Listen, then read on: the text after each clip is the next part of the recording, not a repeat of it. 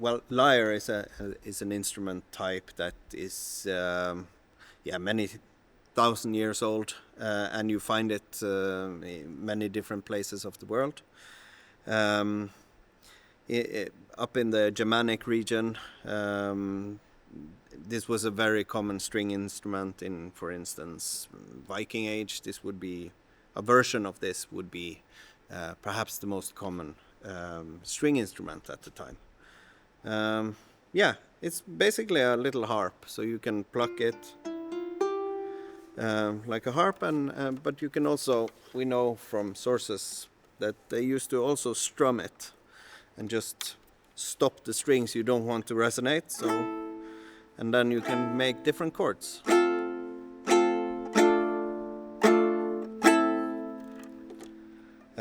This one is built by Sverre Heimdal in Norway.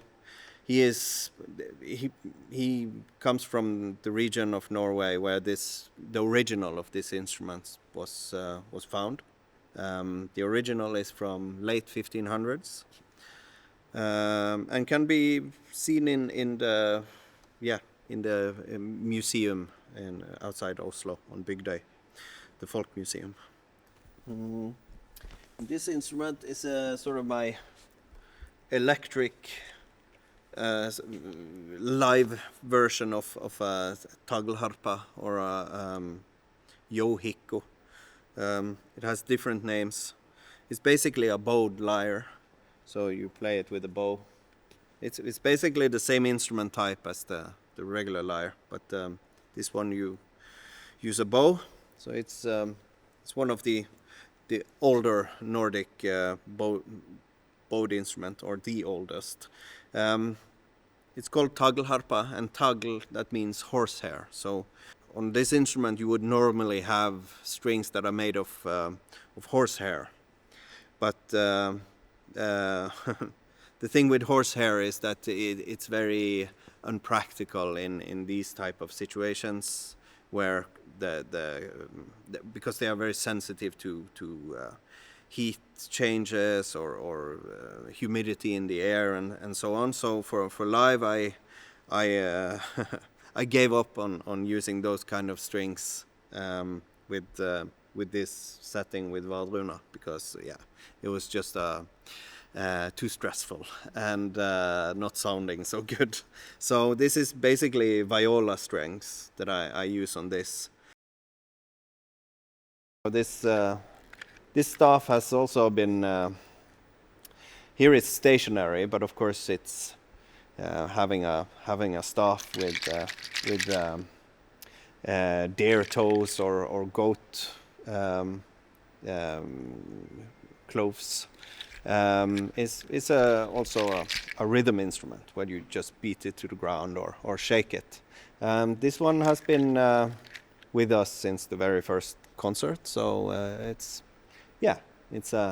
sort of a familiar to have here during the shows. Yeah, and outdoor shows, it's nice. Sometimes we have like little spiders doing their web. And here, of course, I have I play percussion, and on the albums we use I use a lot of trees as percussion. That's what I've been doing since the beginning. But I don't want to cut down trees and put them on stage everywhere we go. So this is sort of the travel version of that. So to play,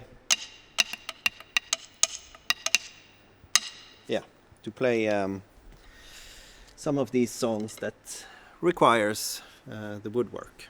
We have to change it now and then, and also dry wood versus a bit more fresh has a different sound, and so when it gets too dry it tends to sing too much. Mm-hmm. So change them in between. I, of course, together with Eilif, we play the lure, or this is the bronze lure, replica of Danish or I would say Scandinavian. This is based on a Danish finding, but this instrument type is something we see also in Norway and Sweden from Bronze Age. It's a very old instrument type, being from the Bronze Age, and it's an instrument we have a living tradition of doing. Not the bronze lure, but this instrument also comes as straight horns, basically made of wood with birch bark around it. So birch bark lure, we call them. And that's an instrument we see them throughout the Viking Age. Basically up until now, it's an instrument type that's used to signal, to communicate over vast distances. I'm guessing these always came in pairs, which they are thought to mimic animal horns, since they are mirrored pairs. And also the fact that you have two means that you can make continuous sound, which is an element you often see in ritual music, for instance. So we do think they are for ritual use. They are very refined instruments. This is not, this thought many people have that, back in ancient Scandinavia, people were probably just beating together rocks and singing hoo-ha. But fact is that there have been attempts of making, of building these instruments the same way the originals are, and they actually can't make them as good as the original, not as thin and as sturdy, as refined. So this is made, the originals, they were definitely made by people who knew what they were doing, and they were also made for musical purposes. This is not just hooting a horn, This is, you see it also in the development of the mouthpiece throughout the years, because we find them from almost for a time span of 500 years. We find them, so there is a development. It follows the nature tone scale, so it's basically locked to this scale. There are no finger holes. You create different tones by how strongly you blow, and also, of course, you use your lip to it's trumpet blown, basically. This also says something about the tonality of music back then, because it is truly locked to the scale. It's very limited what you can and cannot do on it, and it's very intuitive. You can give it to children even, and if they master the blowing technique, they will, within short time, sort of, do the same as I would, in a sense. So this is a kantele, or that's the name I would use for it. It is basically also a lyre, but a more eastern type of lyre. You have them in the Baltic region. You have it over in Russia. It's basically the national instrument of Finland, Estonia. Has a beautiful metallic sound to it. But like the lyre, the other lyre, you can pluck it, but you can also strum and stop the strings you don't want to resonate, and in that way you create different chords. This instrument is built by Rauno Nieminen in Finland, which is one of the reasons. He's a bearer of tradition. That's what I'm trying to say. He's one of the reasons why this instrument is so popular today. Also the bowed lyre, or the johikko.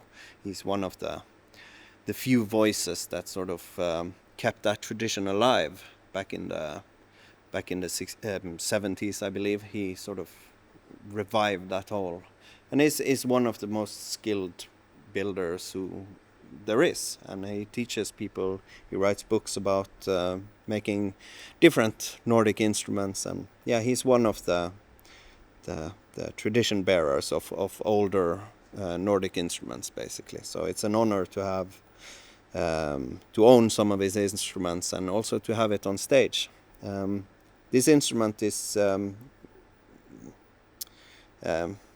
it is instrument connected to as I said, it's a more common instrument in the eastern parts, and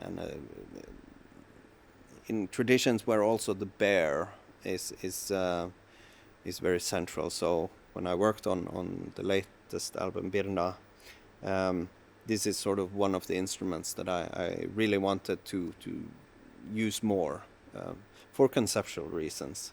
One thing is that the sound quality it has, which is this really dreamy, beautiful sound, but the fact that it also has this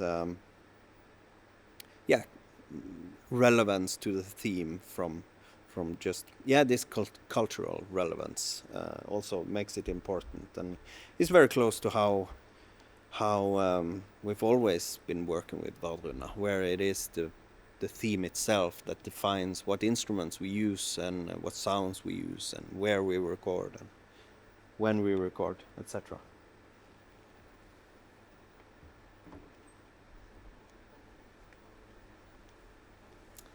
Langleik was built by Nils Røyne, Norwegian instrument builder. It's a harp sitter, I think is the English word. It's like a dulcimer in a way that you strum.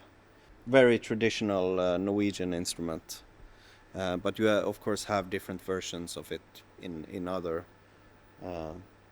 countries as well. But